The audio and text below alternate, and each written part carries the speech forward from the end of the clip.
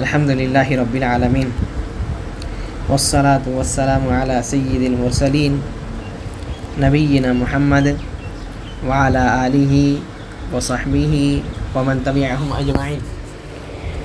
اللہم اغفر لشیوخنا ولمشایخہم ولوالدینا ولوالدیہم وللمسلمین والمسلمات یا رب العالمین. اللہم اصلح ولاۃ امرنا وثبت اقدامنا وتوفنا مسلمین. اما بعد،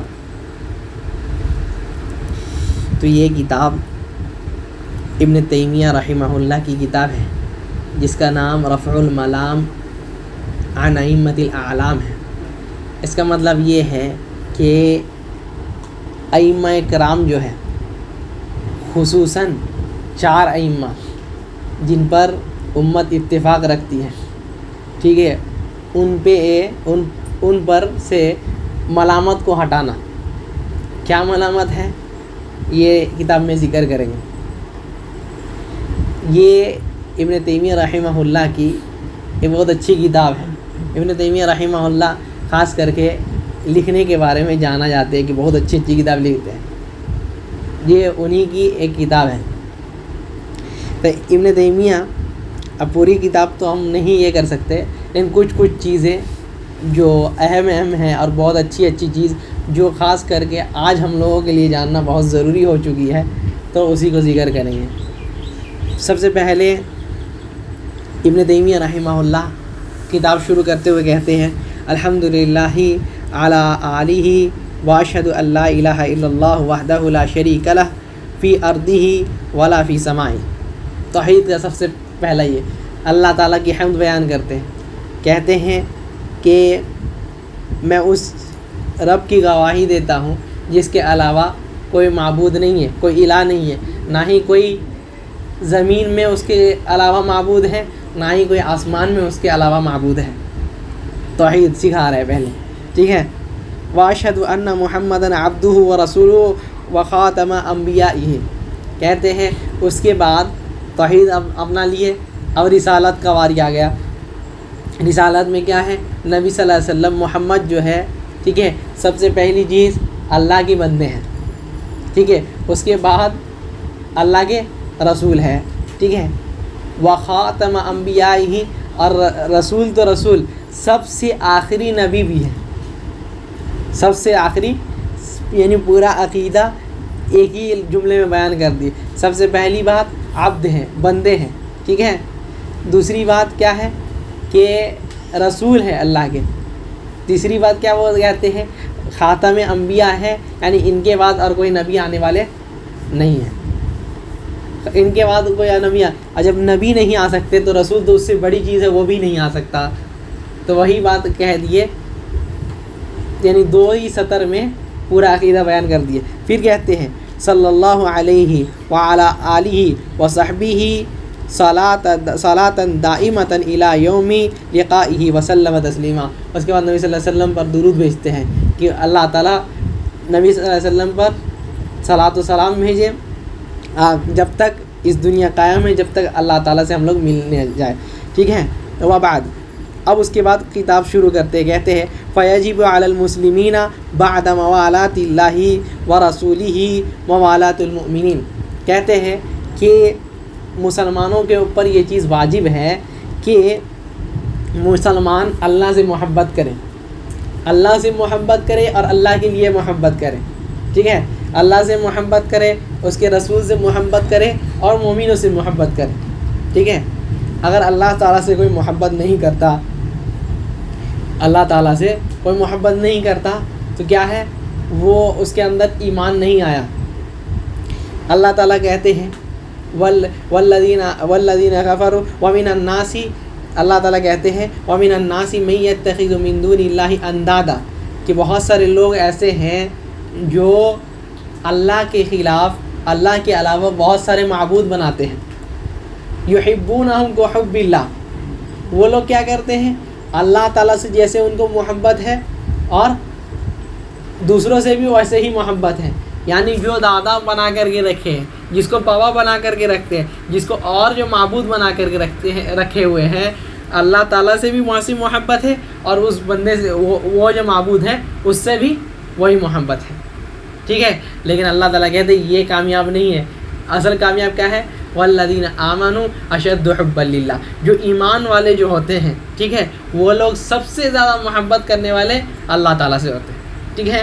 اس کے بعد کیا ہے؟ موالات الرسول صلی اللہ علیہ وسلم. اللہ کے رسول صلی اللہ علیہ وسلم سے محبت. اگر اللہ کے رسول صلی اللہ علیہ وسلم سے محبت نہیں ہے تب بھی ایمان مکمل نہیں ہوگا. نبی صلی اللہ علیہ وسلم سے محبت کی کئی ساری حدیثیں ہیں. نبی صلی اللہ علیہ وسلم سے ایک بندہ آ کر کے پوچھنے لگا کہ اللہ کے رسول صلی اللہ علیہ وسلم ہم کو ایسی یہ بتائیے متی الساعہ کہ قیامت کب آنے والی ہے. تو نبی صلی اللہ علیہ وسلم کہتے ہیں اس کو ما عددت لہا، کہ تم اس کے لیے کیا جمع کر کے رکھے ہو. قیامت آ جائے گی، آنی ہے، آ جائے گی، تم اس کے لیے کیا تیاری کر کے رکھے ہو، یہ بتاؤ کیا عمل کیے. تو کہتا ہے اللہ کے رسول صلی اللہ علیہ وسلم ما عددت لہا من کثیر، ہم اس کے لیے زیادہ کچھ تو نہیں کیے ہیں، لیکن کیا ہے وَلَكِنِّي أُحِبُّ اللَّهَ وَرَسُولَهُ، لیکن ہم اللہ سے محبت کرتے ہیں اور اس کے رسول سے صلی اللہ علیہ وسلم سے محبت کرتے ہیں. بس یہی دونوں چیز ہیں، زیادہ عمل نہیں کر سکے، لیکن یہ دونوں چیز ہم کو یقین ہے کہ بہت بھاری چیز ہے. اللہ سے محبت اور اللہ کے رسول سے محبت کر کیے ہوئے ہیں. تو نبی صلی اللہ علیہ وسلم کہتے ہیں انت مع من احببت، تم اسی کے ساتھ ہوگے جس سے محبت کرتے ہو. جنت میں تم اس کے ساتھ ہی ہوگے. اچھا رسول کے ساتھ محبت کرتے ہیں، رسول کے ساتھ جنت میں ہوں گے، یہ تو سمجھ میں آ گیا. اللہ کے ساتھ کیسے ہوں گے؟ کیا مطلب ہوا اس کا؟ اس کا مطلب یہ ہوا کہ اللہ کا دیدار تم کو نصیب ہوگا. اللہ کا دیدار تم کو نصیب، یعنی جس کے لیے عبادت کیا کرتے تھے، جس سے محبت کیا کرتے تھے، آج وہ دن ہے کہ آج اللہ تعالیٰ تمہوں کو اپنا دیدار نصیب فرمائے گا، ٹھیک ہے. اور نبی صلی اللہ علیہ وسلم کے ساتھ بھی تم جنت میں رہو گے. تو اس کا یہ مطلب ہوا. اس کے بعد کہتے ہیں اور ممالات المؤمنین، ٹھیک ہے. دوسری چیز ہو گیا، ایک دو چیز ہو گیا. اب تیسری چیز یہ ہے کہ مومنوں سے محبت، ٹھیک ہے. جیسے ہم لوگ اللہ تعالیٰ سے محبت کیے، اللہ کے رسول صلی اللہ علیہ وسلم سے محبت کیے، اب ضروری کیا ہے؟ مومنوں سے بھی محبت کریں، مومنوں سے بھی محبت کریں. اور اگر مومنوں سے محبت نہیں کرتے تو کیا ہے؟ نبی صلی اللہ علیہ وسلم ایک بار فرماتے ہیں واللہ لا تدخلوا الجنۃ حتی تؤمنوا، کہ اللہ کی قسم تم لوگ جنت میں نہیں جا سکتے جب تک تم لوگ مومن نہیں بن جاؤ. صحابی لوگ کو کہہ رہے، کوئی عام کو نہیں، ہم لوگوں کے جیسا کہ لوگوں کو نہیں کہہ رہے، صحابی لوگوں کو کہہ رہے ہیں کہ تم لوگ تب تک جنت میں نہیں جا سکتے جب تک تم لوگ مومن نہیں بن جاؤ. سوال یہ ہے کہ صحابی لوگوں سے زیادہ ایمان والا کون ہے؟ ان لوگوں کو نبی صلی اللہ علیہ وسلم کہہ رہے ہیں کہ تم لوگ تب تک جنت میں نہیں جا سکتے جب تک ایمان کی حالت میں نہیں پہنچ جاؤ، ایمان تمہارے اندر نہیں آ جائے. وَلَا تُؤْمِنُوا، اور ایمان والے تم لوگ تب تک نہیں ہو سکتے حَتَّى تَحَابُوا، جب تک ایک دوسرے سے محبت کرنے نہیں لگ جاؤ.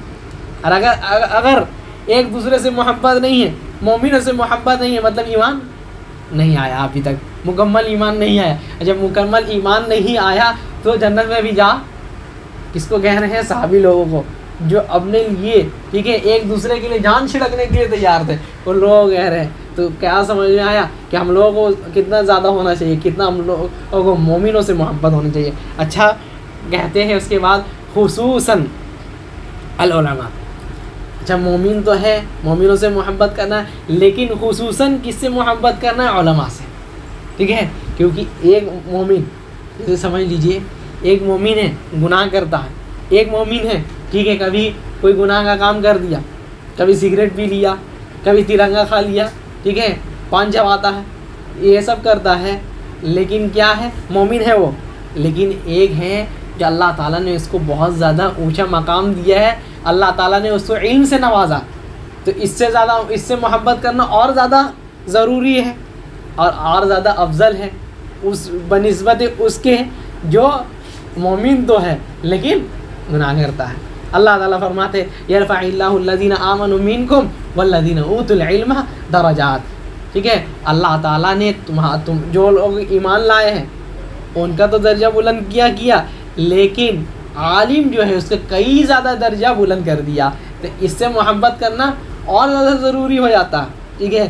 اور یہی بات کہتے ہیں کہ جب علماء کی بات آئی علماء جو ہیں الذین هم ورثۃ الانبیاء، علماء کون ہیں؟ اب ان کے بارے میں بتاتے ہیں جو انبیاء کے وارث ہیں۔ علماء لوگ جو ہیں کیا ہیں؟ انبیاء کے وارث ہیں۔ اور انبیاء پیسہ دے کر کے وراثت نہیں یہ کرتے، زمین چھوڑ کر کے نہیں جاتے کہ اس کا کوئی وارث بن جائے۔ انبیاء لوگوں کا یہ وراثت نہیں تھا۔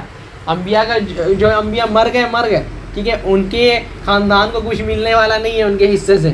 کیا ملنے والا ہے؟ جو علم چھوڑ کر کے جو ہے وہی اسی کا وارث بن سکتا ہے، کوئی بن سکتا تو علماء جو ہے انبیاء کے وارثین ہیں۔ تو جو انبیاء کے وارثین ہیں ان سے محبت کرنا۔ اور کہتے ہیں آگے وَجَعَلَهُمْ بِمَنزِلَةِ النُّجُومِ، اللہ تعالیٰ نے جن کو ستاروں جیسا رکھا۔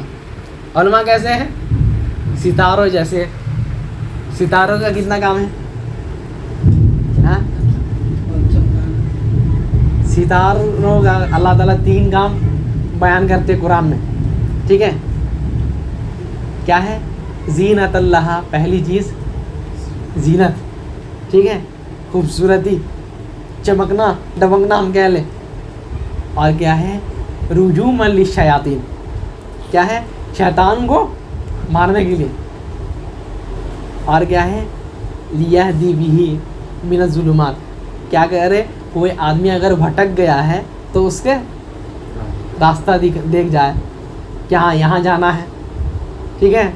تو یہ 3 کام کس کے لیے اللہ تعالیٰ بنائے؟ ہاں، ستاروں کا بنائے۔ اور ویسے ہی علماء ہیں، وہ لوگ علم، چہرہ تو ہو سکتا ہے کوئی عالم کا خراب ہو لیکن علم سے چمکتا ہے وہ، ٹھیک ہے؟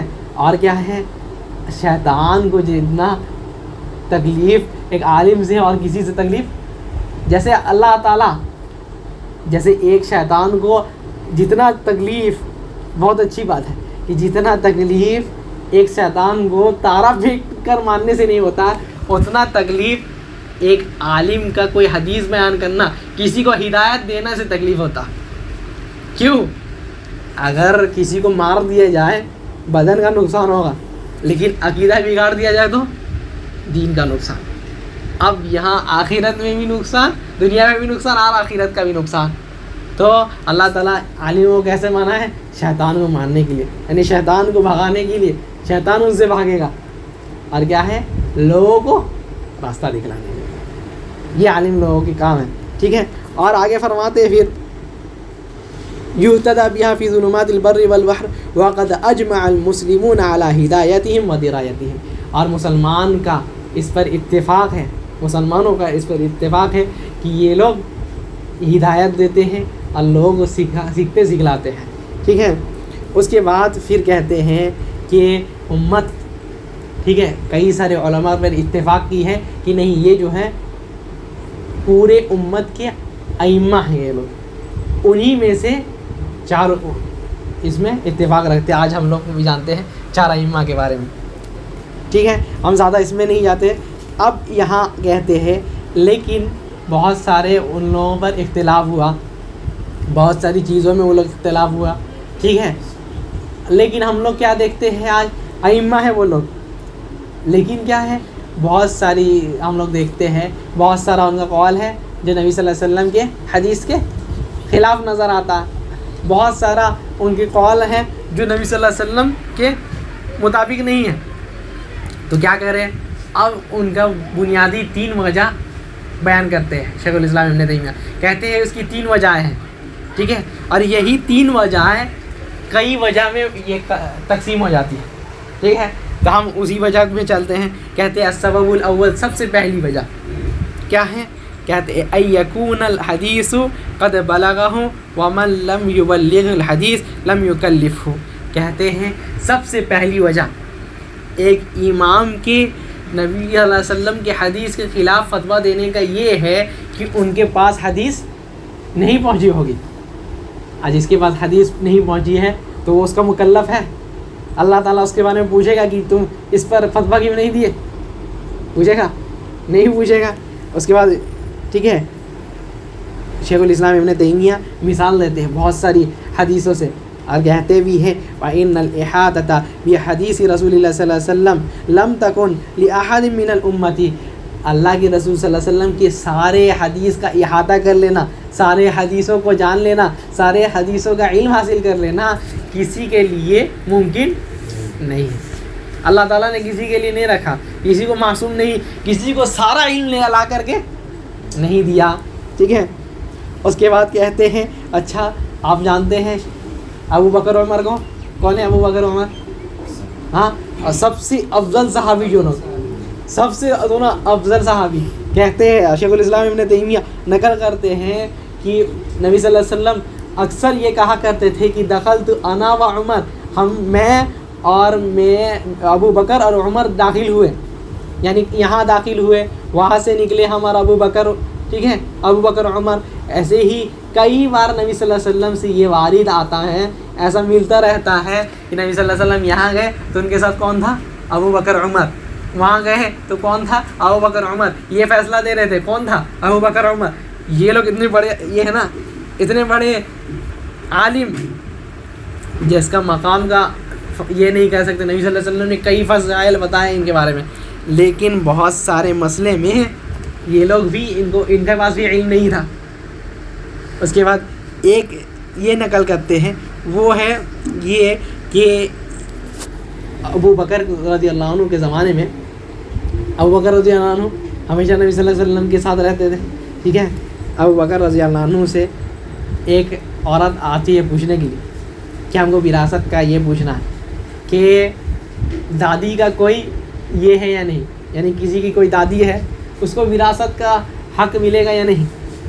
مر گیا کوئی، ہم اس کی دادی ہے، ہم کو وراثت کا حصہ ملے گا یا نہیں ملے گا، ٹھیک ہے۔ تو کہتے ہیں ما لکی فی کتاب اللہ من شیء، ٹھیک ہے، کہ اللہ کے کتاب میں سے ہم کوئی آیت ایسی تو نہیں پڑھے جس میں تمہارا کوئی حصہ ہو، قرآن میں کوئی ایسی آیت تو ہم کو نہیں معلوم جس میں تمہارا کوئی حصہ ہو۔ وما علمت من سنت رسول اللہ صلی اللہ علیہ وسلم شیء، اور نہ ہی ہم نبی صلی اللہ علیہ وسلم سے کوئی حدیث سنے کہ ہم تم کو کوئی حصہ دیں۔ لیکن یہاں بات ختم نہیں، کہتے ہیں لیکن ہم کیا کریں گے؟ ولیکن حتی اسأل الناس، ہم لوگوں سے پوچھ کر کے بتا دیں۔ ہو سکتے اتنے سارے صحابی ہو، ٹھیک ہے، کوئی بتا دے، ہم کسی وقت میں نہیں رہے، آج کیا ہے نہیں ابو بکر رضی اللہ عنہ کو معلوم نہیں، تو کیا ہے حدیث گڑھا ہوا رہے گا۔ ایک بندہ ویسے ہی اٹھا کہتا ہے، ایک موضوع حدیث گڑھا ہوا حدیث لے کر کہتا کیا ہے، نبی صلی اللہ علیہ وسلم بولے انا مدینۃ العلم وعلی بابوہا، کہ ہم جو ہے علم کا کیا ہے، ہم مدینہ ہے، علم کا شہر ہے ہم، اور کیا ہے علی رضی اللہ عنہ اس کا دروازہ، تو جب آدمی دروازہ سے کھلے گا تب نہ شہر میں جائے گا۔ تو کہتا ہے دیکھو علی رضی اللہ عنہ کو کتنی حدیثیں نہیں معلوم، حضرت عائشہ بیان کر رہی ہے، علی رضی اللہ عنہ کو کتنی حدیثیں نہیں معلوم، ابو ہریرہ رضی اللہ عنہ بیان کر رہے، علی رضی اللہ عنہ کو بہت ساری حدیثیں نہیں معلوم، عبداللہ ابن مسعود، عبداللہ ابن عمرو، عبداللہ ابن عمر، یہ لوگ بیان کر رہے، تو کیا ہے یہ سب حدیث کیا ہے، گھڑی ہوئی حدیث ہے۔ کون سی حدیث سے استدلال کر رہا؟ جو خود گڑھا ہوا ہے، نہیں سمجھے، خود ایک گڑھا ہوا حدیث سے، ٹھیک ہے، موضوع حدیث ہے ایک دم، سارے امت کے علماء کا اتفاق ہے کہ وہ حدیث گڑھی ہوئی ہے، یہ والی حدیث کہ ہم یہ جو ہے ہم علم کا شہر ہے اور علی دروازہ ہے، اس حدیث سے استدلال کرتا ہے کہ سارے حدیث گڑھا ہوا ہے۔ ایک گڑھی ہوئی حدیث سے کیا کہتا ہے، ساری حدیثیں صحیح حدیثوں کا بھی انکار کر دیا، ٹھیک ہے۔ اور یہاں کون ہے؟ ابو بکر رضی اللہ عنہ اس سے افضل ہے یا نہیں حضرت علی سے؟ یہ کہتے ہیں کہ ہم پوچھ کر کے بتائیں گے، ہو سکتا ہے کہ ہم کبھی نہیں ہو، کوئی اور سن لیا ہو، نہیں ہو سکتا، نبی صلی اللہ علیہ وسلم ہو سکتا ہے ابو بکر کو کوئی کام دے دیے، جاؤ وہاں جا کر کے کسی سے زکوٰۃ لے کر کے آؤ، چلے گئے، ہو سکتا ہے اس میں کچھ بات بول دیے، وہ نہیں سنے، کون سن لیے؟ جو یہاں تھے۔ کئی بار ایسا ہوتا ہے، اور جیسے ابھی ہم لوگ بیٹھ کر کے بہت ساری باتیں بول دی، ابھی جو نہیں آیا تھا تو وہ بولے گا کہ نہیں یہاں کہیں کوئی امام کا بات ہوا ہی نہیں، بولے آیا کب بھائی تھے جب یہ بول رہا ہے، سمجھ گئے؟ تو جو آیا ہے وہ بتا سکے گا، جو تھا جو سنا، تو کہتے ہیں ہم جب تک پوچھ نہیں لیتے تب تک نہیں فیصلہ کریں گے۔ اچھا پوچھتے ہیں تو ایک صحابی کھڑے ہوتے ہیں، ٹھیک ہے، مغیرہ بن شعبہ اور محمد بن مسلمہ رضی اللہ عنہما کھڑے ہوتے ہیں، کہتے ہیں کہ ہاں اللہ کے رسول صلی اللہ علیہ وسلم کے پاس آئے تھے اللہ کے رسول صلی اللہ علیہ وسلم حصہ دیے تھے، ٹھیک ہے، اتنا حصہ سدس، ٹھیک ہے، چوتھا حصہ ان کو دیا جائے گا، تو دے دیا گیا۔ یہ ابو بکر رضی اللہ عنہ کا حال ہے۔ اچھا اب عمر رضی اللہ عنہ کے پاس آئے۔ عمر رضی اللہ عنہ کیا ہے، استئذان یعنی اجازت طلب کرنا، کسی کے گھر میں ہم جا رہے ہیں تو کیا ہے، ٹھک ٹھکا کر کے یا پھر سلام کریں گے، السلام علیکم، نبی صلی اللہ علیہ وسلم کہتے ہیں الاستئذان ثلاث، 3 بار کیا ہے اجازت لینا، اگر اجازت ملا تو ٹھیک ہے داخل ہو فادخلوا والا فرجع، اگر نہیں اجازت ملتا ہے تو کیا ہے واپس چلے جاؤ۔ یہ حدیث حضرت عمر نہیں سنے تھے، ان کو نہیں معلوم تھا یہ حدیث۔ تو ایک بار کیا ہے ابو موسیٰ الاشعری رضی اللہ عنہ آتے ہیں، آ کر کے ان کے دروازے میں سلام کرتے ہیں 3 بار، ٹھیک ہے، تو کوئی دیکھے کوئی آواز ہی نہیں آیا، اجازت نہیں ملا، تو کیا ہے نبی صلی اللہ علیہ وسلم کی حدیث لوٹ جاؤ، تو وہ بھی لوٹ گئے۔ کہ دوسرے دن بتاتے ہیں کہ ایسا ایسا ہے، ہم آئے تھے آپ کے سلام اجازت بھی طلب کیے لیکن اجازت نہیں ملا تو چلے گئے۔ نبی صلی اللہ علیہ وسلم یہی فرمائے، چلے کہ نبی صلی اللہ علیہ وسلم فرمائے، ہم نہیں جانتے ہیں نبی صلی اللہ علیہ وسلم فرمائے، کہتے ہیں کہ اگر نبی صلی اللہ علیہ وسلم ٹھیک ہے یہ ایسا فرمائے تو گواہ لاؤ، کون سنا تمہارے ساتھ، وَإِلَّا فَأَوْجَعْتُكَ، اگر نہیں لائے تو ہم تم کو دیکھ لیں گے، میرا کوڑا رکھا ہوا ہے سمجھ لو آپ، ٹھیک ہے۔ تو وہ چلے گئے، ٹھیک ہے، چلے گئے تو صحابی لوگ سے پوچھے کہ نبی صلی اللہ علیہ وسلم یہ فرمایا تم میں سے کون سنا، تو کہتے ہیں ہم لوگ سب سنے لیکن گواہی دے گا کون، ہاں ابو سعید خدری رضی اللہ عنہ، جاؤ ابو سعید خدری کو لے کر کے جائیے، تو کہتے ہیں ہم نبی صلی اللہ علیہ وسلم سے سنے کہ نبی صلی اللہ علیہ وسلم بولے کہ اجازت لینا ہے۔ ابو عمر رضی اللہ عنہ اتنے بڑے یہ ہیں، اپنے کاروبار چھوڑ کر کے کیا ہے، کاروبار چھوڑ کر کے نبی صلی اللہ علیہ وسلم کے پاس آتے، دن یہ کر لیے تھے، متعین کر دیے، اپنے ساتھی کو بول دیے تھے کہ ایک دن تم نے اللہ کے رسول صلی اللہ علیہ وسلم کے پاس جانا، علم سیکھ کر کے آنا، اور رات میں آ کر کے ہم کو سب کچھ بتانا کہ کیا کیا نبی صلی اللہ علیہ وسلم کیے، کیا کیا بولے، کیا کیا فیصلہ کیے، کون آیا نبی صلی اللہ علیہ وسلم کے پاس، سب کچھ بتانا۔ اور ایک دن ہم جائیں گے، ٹھیک ہے، ہم جا کر کے دیکھیں گے، جو ہم دیکھیں گے سنیں گے سیکھیں گے، آ کر کے تم کو بتائیں گے، تب تک میں کیا کرنا ہے، ایک دن تم میرا کاروبار کو سنو گے، سنبھالو گے، اور نبی صلی اللہ علیہ وسلم سے ہم سننے جائیں گے، اور ایک دن تم سننے جانا نبی صلی اللہ علیہ وسلم کے سے، ہم تمہارا بھی کاروبار دیکھیں گے، اپنا بھی کاروبار دیں گے۔ ایسے کیے ہوئے تھے نبی صلی اللہ علیہ وسلم کی حدیث کو جاننے کے لیے، لیکن پھر بھی ان کو یہ والی حدیث نہیں ملی، یہ والی حدیث سے معذور ہو گئے نا، یہ والی حدیث سے معذور ہو گئے، یہ والی حدیث نہیں معلوم تھی۔ کون ہے؟ عمر رضی اللہ عنہ۔ سب سے پہلی وجہ کیا بیان کرتے ہیں، ہو سکتا ہے کہ ان کو کوئی حدیث نہیں ملی ہوگی، یہی عمر رضی اللہ عنہ ہے، ٹھیک ہے۔ ایک بار کیا ہے طاعون پھیل گیا، طاعون کی بیماری جانتے ہیں نا ہم لوگ، یا کیا ہوتا ہے بہت زیادہ پھول جاتا ہے پیروں، بہت پھول جاتا ہے اور پھٹ سا جاتا ہے عجیب طرح سے، ایسا ہو جاتا ہے، تو وہ بیماری پھیل گئی شام کی طرف، تو سوچ رہے تھے کہ اب جائے کہ نہیں جائے، تو ایک بندہ پوچھتا ہے کہ افرارا من قدر اللہ، اے امیر المؤمنین اللہ کی تقدیر سے بھاگ رہے ہیں، کیا مطلب ہے کہ اگر تقدیر میں لکھا رہے گا تو ہوگا ورنہ نہیں ہوگا، اب جائیے وہاں۔ تو کہتے ہیں نفر من قدر اللہ الی قدر اللہ، کہ ہم اللہ کی ایک تقدیر سے دوسرے تقدیر کی طرف بھاگ رہے ہیں، نہیں سمجھے کہ اگر جائیں گے ہو سکتا ہے ہو جائے، لکھا ہوا رہے گا، لیکن یہاں بیٹھ کر کے رہیں گے نہیں ہوگا، یہ بھی تقدیر میں لکھا ہوا، ٹھیک ہے۔ تب یہ ایک صحابی آ کر کہتے ہیں کہ یہ نبی صلی اللہ علیہ وسلم سے ہم سنے کہ اذا سمعتم بالطاعون بارض فلا تدخلوا فیہا، کہ اگر تم لوگ سن لو کہ کہیں طاعون کی بیماری ہو گئی تو اس زمین میں داخل نہیں ہو، تو سمجھ گئے یہ بھی حدیث ان کو نہیں معلوم تھی، تو جب سن لیے تو کہتے ہیں الحمدللہ چلو ایک حدیث معلوم ہو گئی، اور کیا ہے بچ بھی گئے، طاعون کی بیماری سے بچ گئے۔ تو کئی ساری حدیثیں کئی سارے صحابی کے پاس نہیں گئی تھی، پہلی سبب بیان کیے۔ اچھا اب دوسرا سبب میں آتے ہیں، بہت ساری مثالیں دیتے ہیں شیخ الاسلام ابن تیمیہ۔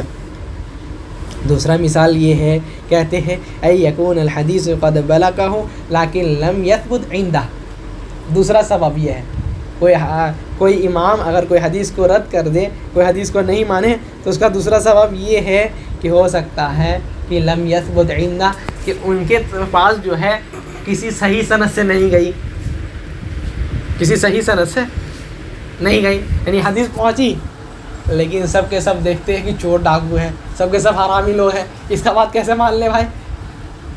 تو اس لیے اس حدیث کو کیا کر دیے؟ چھوڑ دیا۔ لیکن وہی حدیث بیان کرنے والا نیک جو آدمی تھا، اچھا آدمی تھا، وہ ان کے پاس نہیں پہنچا تو کیا ہے، یہ سوچے کہ نہیں یہی آدمی بیان کر رہا تو حدیث نہیں لے گئے، لیکن دوسرا آدمی بھی صحیح بیان کرنے والا وہ کیا ہے، دوسرے امام کو مل گیا تو کیا ہے وہ لے لیے اس کو۔ تو ان کے پاس تو یہ والی حدیث نہیں آئی، دوسرے امام کے پاس آ گئے تو کیا ہے اختلاف یہاں سے ہو گیا۔ ان کے پاس حدیث پہنچی تو وہ حدیث کے موافق فیصلہ دیے، حدیث میں جو تھا ویسے فیصلہ دیے، اور ان کے پاس حدیث نہیں آئی تو کیا ہے اپنے سے خود سے اجتہاد کے خود سے سوچے سمجھے ویسے فیصلہ دیے، تو کیا ہے دونوں میں فرق آئے گا نا، تو فرق آ گیا یہیں سے۔ جیسی اس لیے یہ جو ہے آپ لوگ شیخ البانی کو جانتے ہیں نا، شیخ البانی بہت اچھی بات کہتے ہیں اپنی کتاب صلاۃ التراویح میں، صلاۃ التراویح ان کی کتاب ہے، کہتے ہیں امام ابو حنیفہ کے بارے میں کہ بہت سارے امام ایسے ہیں کہ جن کے پاس حدیثیں نہیں گئی۔ مثلا امام ابو حنیفہ یہ کہتے ہیں، شیخ البانی کہتے ہیں کہ جیسے امام ابو حنیفہ، ٹھیک ہے، امام ابو حنیفہ کے پاس رفع الیدین والی جو حدیث ہے، ٹھیک ہے، رفع الیدین والی جو حدیث ہے وہ علی نہیں پہنچی۔ ان سے جب پوچھا گیا کہ اس بارے میں آپ کیا کہتے ہیں تو کہتے ہیں کوئی صحیح حدیث نہیں ہے، یا پھر کوئی اور بھی مسئلے میں کہتے ہیں وہ کہ کوئی صحیح حدیث نہیں ہے اس مسئلے میں، تو کیا ہے اپنا رائے قائم کر رہی ہے۔ جیسے قرأت میں بھی ہم یہ مان لیں کہ قرأت امام کے پیچھے نہیں کرنا، یہ بھی کیا ہے کہتے ہیں کوئی صحیح حدیث میرے پاس نہیں ہے، یعنی صحیح اسناد سے، صحیح سند سے میرے پاس حدیث نہیں آئی۔ تو یہ کہتے ہیں شیخ البانی کہتے ہیں کہ ہم لوگ،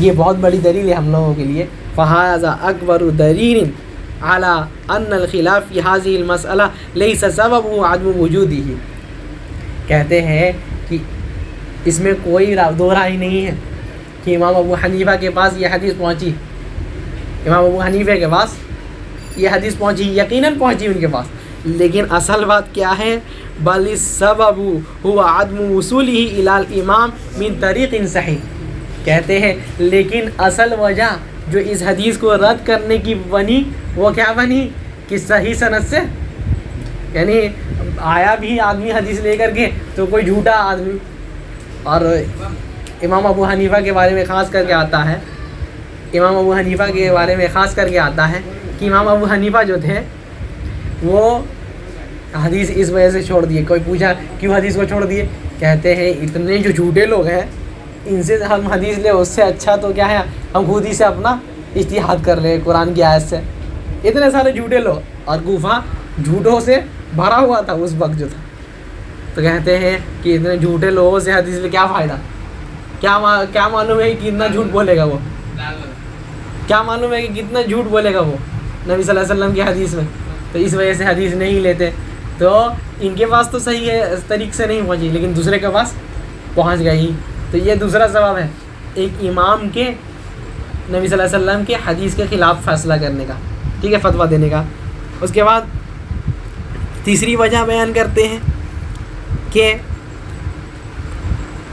اعتقاد الضعف فی الحدیث باجتہاد قد خالف فیہ غیرہ ومع قطع النظر عن طریق آخر، کہ ہو سکتا ہے کوئی حدیث پہنچی، ٹھیک ہے، یعنی کوئی مسئلے میں دو حدیث ہیں،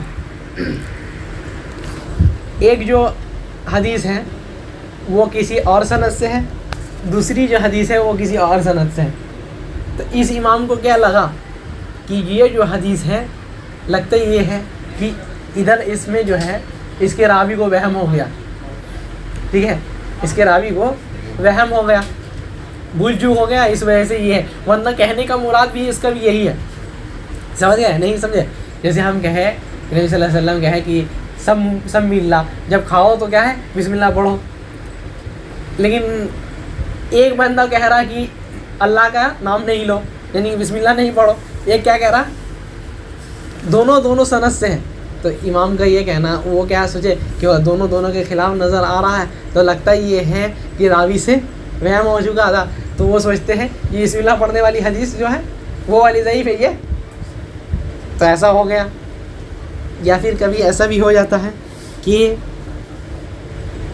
کوئی سند ہے، دوسرے کے نزدیک وہ لوگ سب ثقہ ہیں، یعنی ایک آدمی کو جس سے ہم حدیث سنے، وہ حدیث سنے امام، ان کو سب کے سب بولتے ہیں کہ یہ اچھا آدمی ہے، اس سے حدیث لے سکتے، لیکن وہ امام اس کا کوئی ایسا چیز دیکھ لیے جس کے وجہ سے لگنے لگا کہ اس سے حدیث نہیں لیں گے ہم. ٹھیک ہے، ہو سکتا ہے کوئی ادب کو کوئی چیز دیکھ لیے، ادب کے خلاف کرتا. ٹھیک ہے، ایک دن کیا ہے نماز دیر سے پڑھنے آیا، محدث لوگ اس کا بھی خیال رکھتے تھے کہ کوئی جماعت سے نماز نہیں پڑھتا ہے اس کا حدیث لے لیں گے، جو فجر میں نماز نہیں پڑھنے آتا، دیر سے آتا ہے، اس کی حدیث نہیں لیں گے. تو ایسا بھی ہوتا تھا. تو ہو سکتا ہے کہ ایسا کوئی یہ دیکھ لیے، اس کی وجہ سے کیا ہے بول دیا کہ اس سے حدیث نہیں لیں گے. تو کیا ہے جو حدیث صحیح سے مل رہی تھی اس کو ملے، نہیں ملی بولے کہ ہم سنیں گے نہیں بھائی تجھ سے، تو کیا ہے حدیث سے محروم ہو گئے. ایسے بھی آدمی یہ کہتا. یا پھر ایسا بھی ہو سکتا ہے کہ آدمی ایک بندہ ہے ٹھیک ہے، وہ سب کے جیسے آپ سمجھ لیجئے ایک بندہ ہے، آپ لوگ سب جانتے تھے کہ وہ صحیح نہیں ہے، حدیث میں ایک دم ضعیف ہے، سب امت کا پورا اس میں اجماع ہے، سارے علماء اس پر یہ کہتے ہیں کہ وہ ضعیف ہے، لیکن کوئی بول دیے کہ یہ ثقہ ہے، صحیح ہے، یہ اس سے حدیث لے سکتے ہیں. تو ایسے بھی ہو کر کے بہت سارے کیا ہے جو حدیث نہیں رہتی ہے، ضعیف حدیث کو بھی بہت کوئی لے لیتے ہیں، اور کیا ہے صحیح حدیث کو ایسے کر کے چھوڑ دیتے ہیں کہ ان کے نزدیک کیا ہے ضعیف ہو گیا، وہ سمجھ لیے کہ صحیح ہو گیا. کبھی وہم ہو گیا ان کو، خود ہی کیا سوچ لیے کہ صحیح ہوگا یہ، لیکن کیا ہے ضعیف تھا وہ. تو کیا ہے حدیث جو جتنی پوری جو ضعیف آ رہی تھی روایت، وہ کیا سمجھ لیے کہ یہ صحیح روایت ہے، تو دوسرے حدیث کو چھوڑ دیے. یہ تیسرا سبب. اس کا چوتھا سبب بیان کرتے ہیں. اچھا، اس کے لیے بہت سارے مثال بھی دیتے ہیں. ٹھیک ہے، اس مثال کو چھوڑتے ہوئے ہم چلتے ہیں چوتھے سبب میں. چوتھا سبب یہ ہے، کہتے ہیں کہ خبر واحد وہ کہتے ہیں، اس کو کہتے ہیں کہ کوئی حدیث ہے ٹھیک ہے، وہ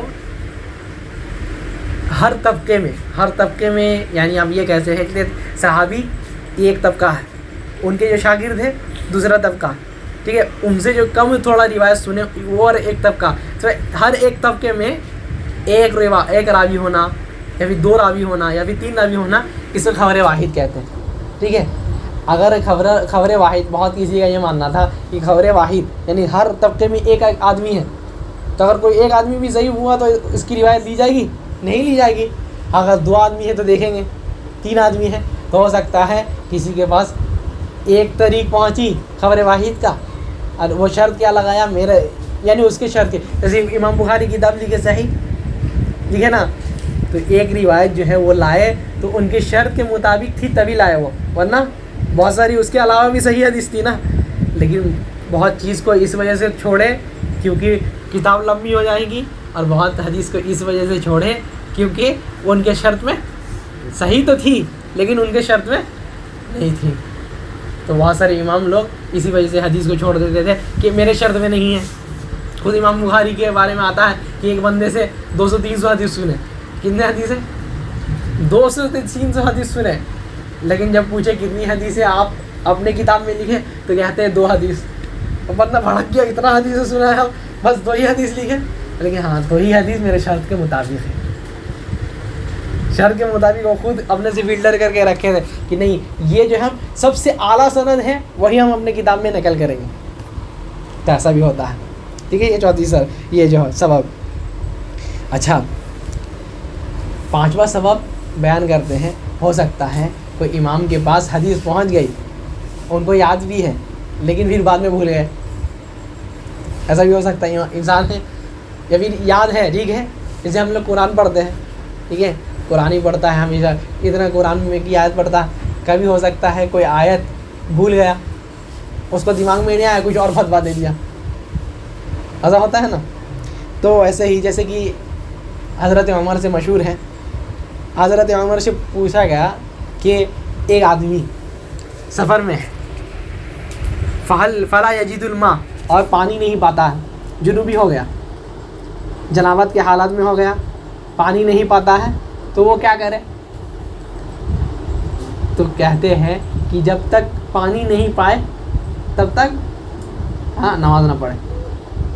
تو تبھی وہاں یہ ثابت ہے، عمار بن یاسر رضی اللہ عنہ ان کو یاد دلائے، یا امیر المؤمنین، یا امیر المؤمنین، آپ کو یاد نہیں کہ ہم لوگ ایک بار سفر میں تھے، ٹھیک ہے، اور ہم لوگ جنوبی ہو گئے، تو کیا ہے، فتمرغت کما یتمرغ الدابہ، تو کیا ہے، ہم جب جنوبی ہو گئے، جب دیکھے پانی نہیں ہے، تو نبی صلی اللہ علیہ وسلم تیمم کے بارے میں بتایا نہیں، جب تمہیں سے کوئی بے وضو ہو جائے تو کیا کرے، تیمم کر لے، لیکن ہم جنوبی ہو گئے تو ہم سوچے شاید ہو سکتا ہے اس کے لیے زیادہ یہ کرنا پڑے گا، زیادہ ملنا پڑا، تو کیا ہے، ہم پورا لوٹ پوٹ ہو گئے۔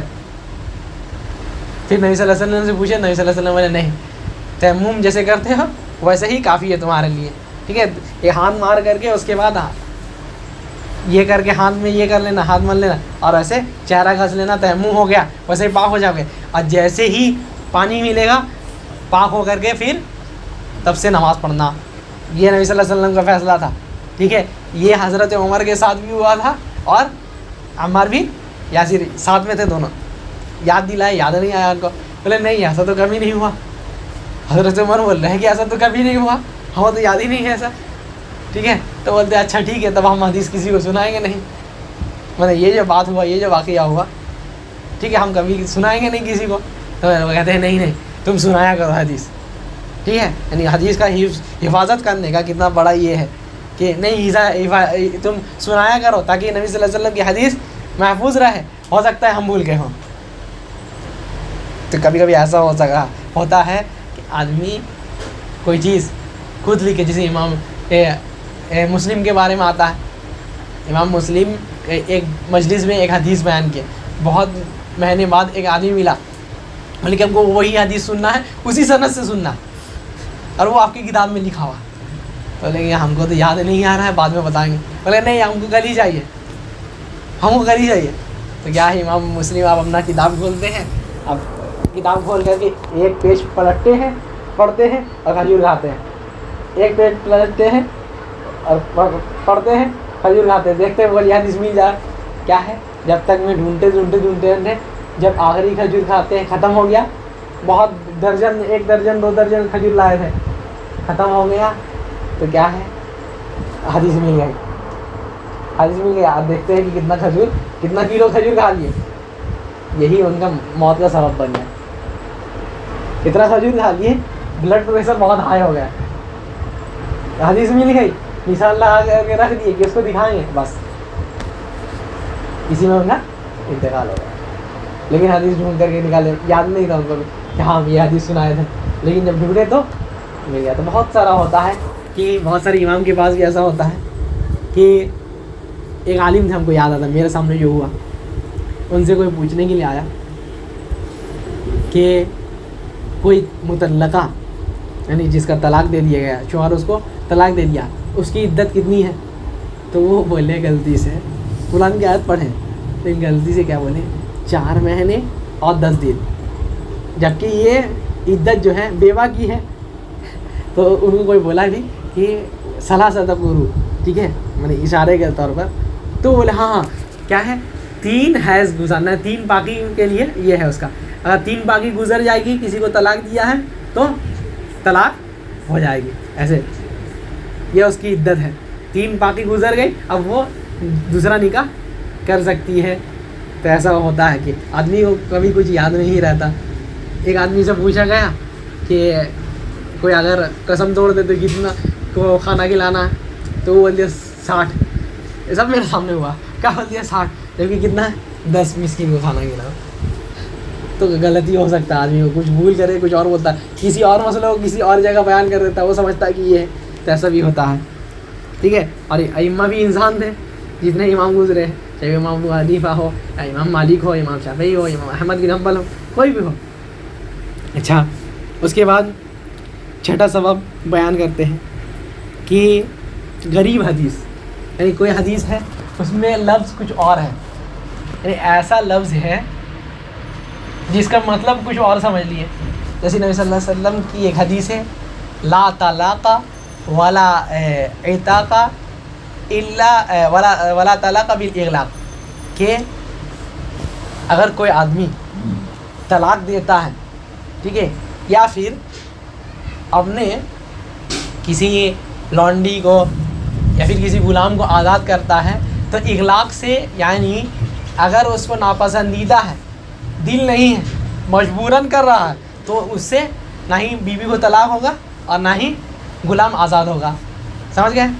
یعنی اگر سمجھ لیں کہ کوئی آدمی کو کوئی بول دے کہ اپنی بیوی کو طلاق دے، بندوق دکھا دے، تو اگر وہ کہے کہ بیوی کو طلاق دے دیے تو طلاق نہیں ہوگا.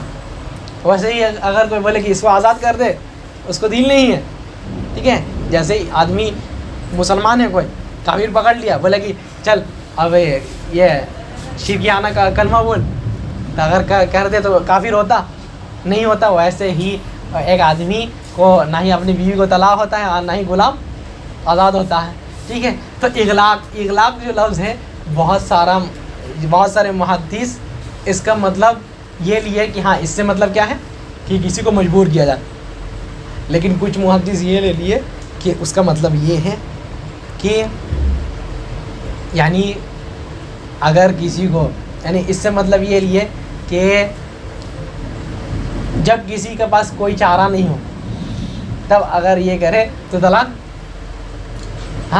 نہیں ہوتی.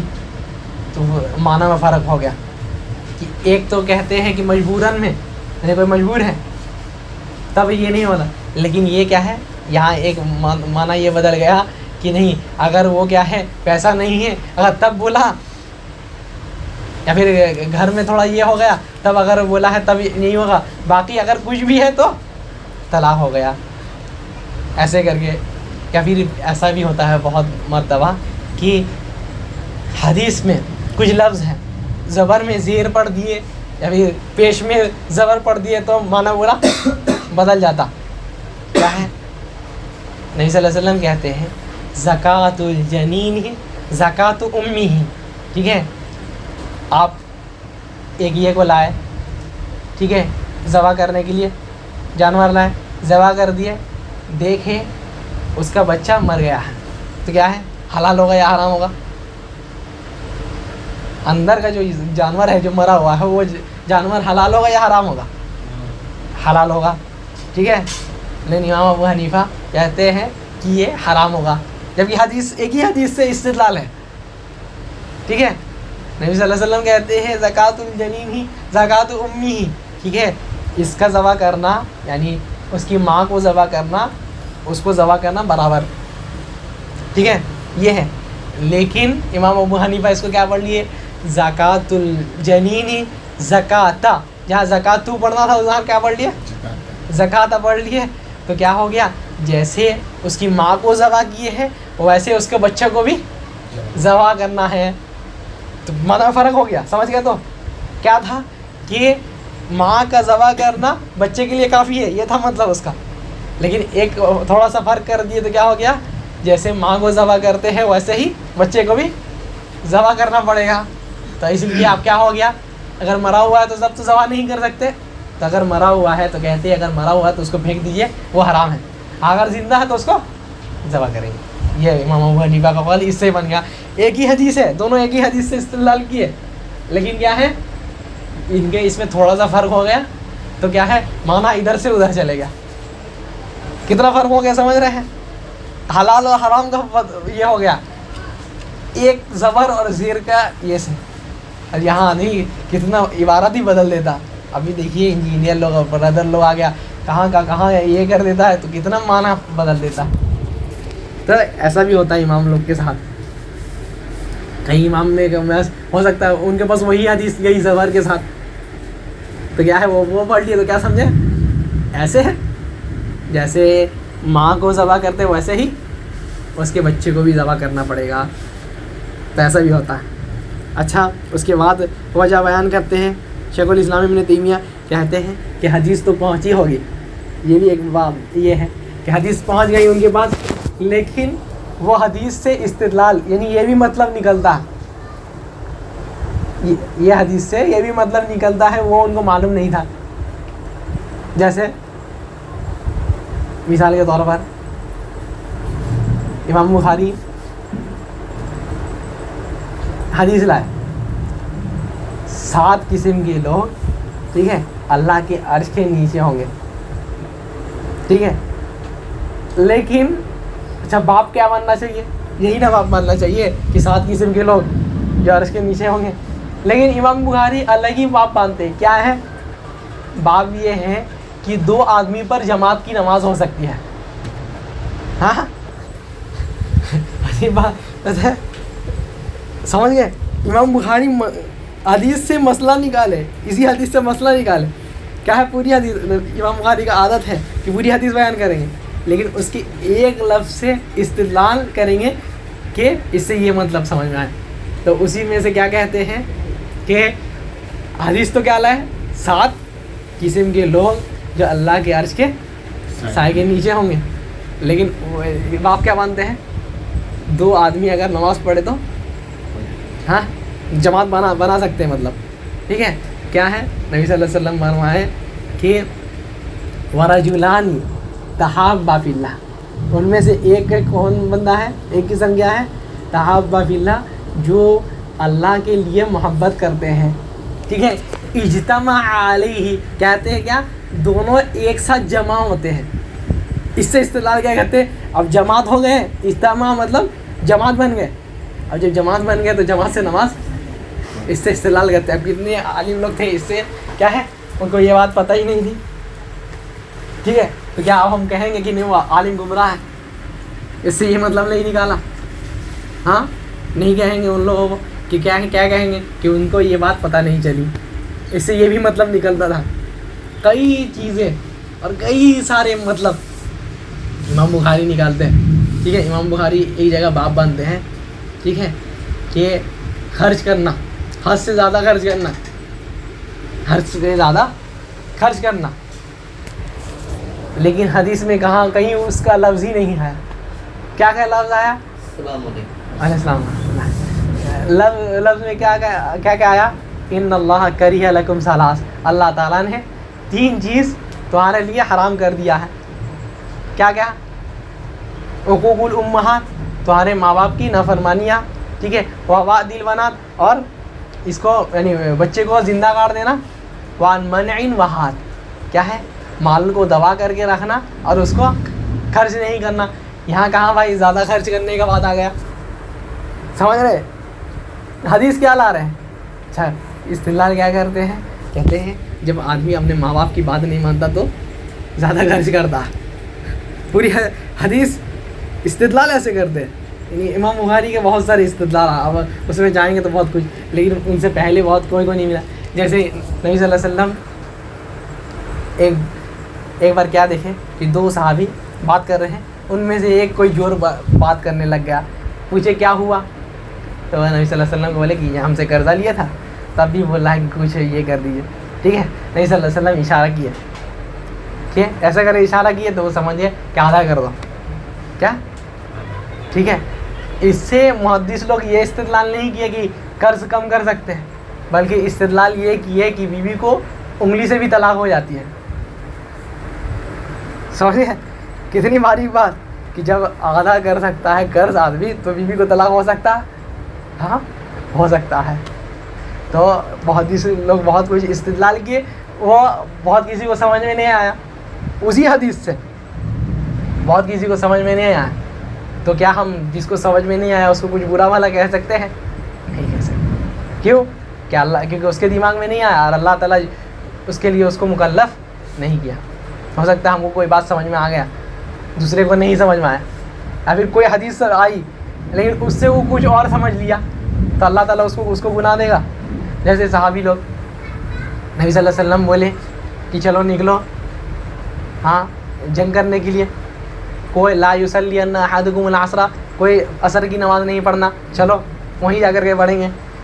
تو بہت سارے صحابی راستے میں جب عصر کا وقت ہو گیا تو کیا سوچے نبی صلی اللہ علیہ وسلم ہم لوگوں کو اس لیے بولے تاکہ دیر نہ ہو جائے، اس لیے اثر پڑھنے منع کیے، ٹھیک ہے. لیکن بہت سارے صحابی بولے کہ نہیں پڑھنا ہی نہیں ہے ایک دم، تو بہت کو کیا ہے ادھر ہی پڑھ لیے، اور بہت کو جا کر کے وہاں نبی صلی اللہ علیہ وسلم کے ساتھ پڑھے. کیا ہوا؟ سمجھنے میں فرق آ گیا. ایک اس میں یہ سوچا کہ نبی صلی اللہ علیہ وسلم ایک دم پڑھنا ہی منع کیے، ایک دم نہیں پڑھنا، وہیں جا کے پڑھنا. اور ایک سوچے کہ نہیں ہو سکتا ہے نبی صلی اللہ علیہ وسلم اس لیے بولے کہ دیر نہ ہو جائے. اب دیر نہیں ہو رہا تو پڑھ لیے، لیکن نبی صلی اللہ علیہ وسلم دونوں کو کچھ بولے، دونوں کو کچھ نہیں بولے. تو کیا سمجھ میں آیا؟ دونوں صحیح ہے نا. کبھی کبھی ایسا بھی ہوتا ہے کہ دونوں صحیح ہوتا ہے لیکن ایک زیادہ افضل ہوتا ہے، ایسا بھی ہوتا ہے. ٹھیک ہے، تو پھر آگے بڑھیں. اس کے بعد دوسرا یہ کہتے ہیں ہو سکتا ہے پھر اور ایک سبب بیان کرتے ہیں کہ ہو سکتا ہے کسی کے پاس دلیل پہنچی، ٹھیک ہے، ان کو سمجھ میں بھی آیا، میں نے کوئی سمجھا بھی دیا کہ اس سے یہ مطلب نکلتا ہے، لیکن وہ یہ سب بات سوچنے لگ گئے کہ یہ مسئلہ نکال رہا ہے، یہ تو صحیح میں سمجھ میں نہیں آ رہا.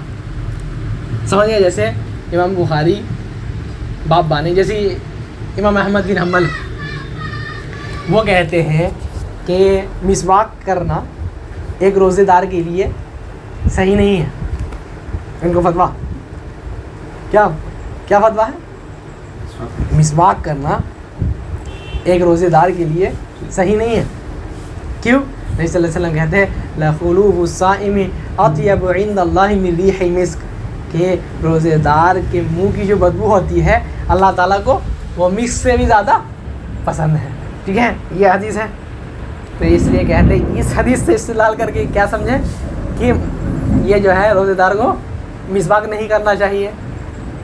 ٹھیک ہے، دوسری حدیث بھی تھی لیکن یہی حدیث سے یہ استدلال کی، یہی حدیث امام بخاری کے پاس بھی گئی، لیکن وہ کیا سمجھے کہ نہیں یہ جو مطلب ہے یہ مطلب صحیح نہیں. یہ استدلال تو کی ہے لیکن یہ استدلال کرنا ان کا صحیح نہیں ہے. کیوں؟ نبی صلی اللہ علیہ وسلم کہتے ہیں لولا ان اشق علی امتی لامرتهم بالسواک مع کل وضو.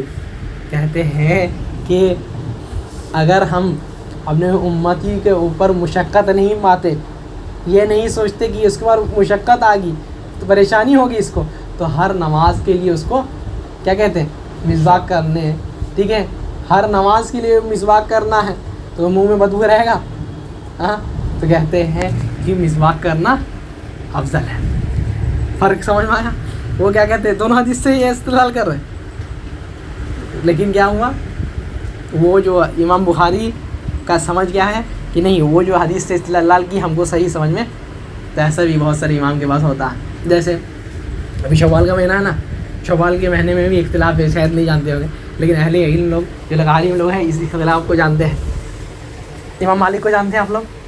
ہاں، امام مالک ٹھیک ہے کہتے تھے یہ شوال کا یہ ہے یکرہ ذالک، اس کو پسند نہیں کرتے تھے، اور کہتے تھے کہ وکان السلف یکرہون ذالک، کہ سلف یعنی امام جو ہے مالک جو ہے تبع تابعین میں ہے، تبع تابعین میں سے ان کے سلف کون ہوں گے؟ تابعی اور صحابی لوگ.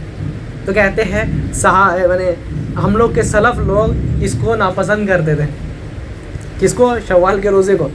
ٹھیک ہے، اور کہتے ہیں وَيَضَعُونَ بِدْعَتَهَا، اور اس کو بدعت سمجھتے تھے شوال کے روزے کو. اصل بات بتاتے ہیں ہم کیا کہتے تھے، شوال کا روزہ نہیں رکھنا ہے اور اس لیے کیا ہے بدعت ہے شوال کا روزہ. لیکن بہت کوئی یہ مصلحت کے تحت، کہ مصلحت کیا ہو گیا، کیوں؟ کیونکہ لوگ اس کو فرض سمجھنے لگیں گے. کیا کرنے لگیں گے؟ فرض سمجھنے لگیں گے. بہت سارے اس لیے جگہ میں نقل ہی کرتے ہیں بہت کوئی کہ بہت سارا علاقہ ایسا تھا ان کے زمانے میں جہاں 36 روزے رکھتے تھے. کیا تھے؟ 36 روزے رکھتے تھے. یعنی رمضان کا روزہ کتنا ہوا؟ 30 روزہ ہوا نا، اور شوال کا تو کتنا ہو گیا؟ تو بہت کوئی سمجھتے تھے کہ یہ جو 36 روزہ یہ فرض ہے. تو اس وجہ سے یہ چیز کو امام مالک رحمہ اللہ اس کو پسند نہیں کرتے. تو ویسے ہی امام ابو حنیفہ کا بھی ماننا ہے جو نبی صلی اللہ علیہ وسلم جو فرمائے. ایک حدیث ہے من صام رمضان ثم اتبع شتا من سوال کان کصیام الدہر. کہتے ہیں کہ جو رمضان کا روزہ رکھا ثم اتبعہ ستا من شوال، اور 6 روزہ شوال کا رکھا، تو کیا ہے کان کا صیام الدہر، تو کیا ہے وہ پورے سال جیسے روزہ رکھا. ٹھیک ہے. اب یہاں امام ابو حنیفہ کہتے ہیں کہ پورے سال روزہ رکھنا جائز نہیں. نبی صلی اللہ علیہ وسلم کہتے ہیں لا صام من صام الابد، کہ اس کا روزہ ہی نہیں ہے جو پورے سال روزہ رکھتا ہے.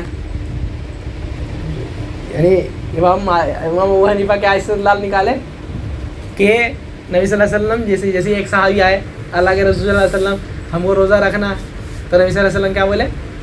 ایک دن روزہ رکھو اور ایک دن افطار کرو. اس کے بعد پڑھیں لا صام من صام الدہر، جو پورا مہینہ پورا سال روزہ رکھے تو اس کا روزہ نہیں ہے. ٹھیک ہے. تو اسی لیے کہتے ہیں اس حدیث سے استدلال کرتے ہوئے کہ نبی صلی اللہ علیہ وسلم یہ اس وجہ سے فرمائیں کیونکہ روزہ نہیں رکھنا مطلب یہ فضیلت میں نہیں ہے. نبی صلی اللہ علیہ وسلم سمجھانے کے لیے بولے کہ جو 30 روزہ رکھا اس کے بعد پھر 6 روزہ رکھا تو وہ پورا سال روزہ رکھا، تو اس وجہ سے نہیں رکھا جائے گا. نبی صلی اللہ علیہ وسلم نہیں رکھنے کے لیے بولے. امام ابو حنیفہ یہ مطلب نکالے، لیکن پھر ان کے خلاف بہت کوئی جانے والے ہیں جو بول دیے نہیں کیا مطلب ہے اس کا، وہ ایسا کیا ہے ثواب کی نیت سے اس کو کتنا ملے گا؟ ہاں پورے سال کا. جیسے نبی صلی اللہ علیہ وسلم خود ہفتہ میں 2 دن روزہ رکھتے تھے. ہاں ہفتہ میں 2 دن یعنی پورے مہینہ میں کتنے دن ہوا؟ 8 دن. اگر 8 دن آدمی روزہ رکھے کتنا دن ہوگا؟ کتنا دن کا ثواب ملے گا اس کو؟ ہاں اور 10 گنا بڑھا دیا جائے تو 80 دن. 80 دن تو ہر مہینہ 80 دن رکھے یعنی 12 مہینہ میں 80. اب 12 × 80 کیجیے آپ لوگ کتنا ہوا؟ ہاں 800. اتنا دن ہو گیا نا. تو اتنا دن اصل میں کیا ہے ثواب کے اعتبار سے، لیکن رکھا کتنا؟ نبی صلی اللہ علیہ وسلم خود عمل کر کے دکھا دیا نا. اور اس صحابی کو جو نبی صلی اللہ علیہ وسلم بولے کہ ایک دن روزہ رکھو اور ایک دن افطار کرو، تو مطلب وہ کتنا دن رکھے گا سال میں؟ 180 دن. 360 دن ہوتا ہے نا اسلامی قیام میں، تو کتنا دن رکھے گا وہ بندہ؟ 180 دن رکھے گا، لیکن ثواب اس کو کتنا دن کا ملے گا؟ 1800 دن کا. یہ ہے. سمجھ گئے؟ تو سمجھ میں کیا آیا کہ روزہ رکھنا افضل ہے. روزہ رکھنا افضل ہے. اور امام ابو حنیفہ جو یہ استدلال کی یہ صحیح نہیں ہے. اور جو امام مالک جو رحمہ اللہ اس کو ناپسند کرتے تھے، وہ مصلحت کے لیے ناپسند کرتے تھے. اس وجہ سے ناپسند کرتے تھے کیونکہ لوگ اس کو فرض سمجھ لیے. بہت سارے جگہ میں آج تک بھی ہم لوگ کشن نقل کرتے کہ آج تک بھی بہت سارے علاقے میں ایسا ہے کہ وہ لوگ 36 روزہ رکھتے ہیں. سمجھ گئے؟ تو اس وجہ سے ناپسند کرتے تھے. اس کے بعد اور 2 ہی چیز باقی ہے انشاءاللہ. اس کے بعد بہت سارے وقت میں کیا ہوتا ہے کہ ایک حدیث پہنچی کسی کے پاس، حدیث پہنچی، لیکن حدیث وہ جو حدیث سمجھے ان کے پاس 2 طرح کی حدیث آئی. 2 طرح کی حدیث یعنی سمجھ لیجئے، ایک میں رفع الیدین کرنے کی حدیث اور ایک میں نہیں کرنے کی حدیث. تو ایک امام کو کیا لگا کہ رفع الیدین کرنے کی حدیث زیادہ اچھی لگ رہی ہے، زیادہ مضبوط سمجھ میں آ رہی ہے، تو کیا ہے ہم اس کو لے لیے. ٹھیک ہے. اور دوسرے کو کیا لگا کہ نہیں رفع الیدین نہیں کرنے کی حدیث زیادہ یہ لگ رہی ہے، تو کیا ہے اس کو لے لیے. تو کیا ہے راجح مرجوح میں اختلاف ہو گیا. راجح مرجوح میں کون سا راجح ہے، کون سا مرجوح ہے، کون سا افضل ہے، کون سا غیر افضل ہے. تو کیا بولتی ہے، یا پھر ناسخ منسوخ میں اختلاف ہو گیا. ناسخ منسوخ میں اختلاف ہو گیا کہ نہیں یہ حکم جو تھا نبی صلی اللہ علیہ وسلم کا منسوخ ہو گیا. جیسے حضرت انس کو جانتے ہیں آپ لوگ؟ ہاں صحابی لوگ، کتنے بڑے صحابی، نبی صلی اللہ علیہ وسلم کے خادم. ٹھیک ہے. 10 سال خدمت کیے نبی صلی اللہ علیہ وسلم کے.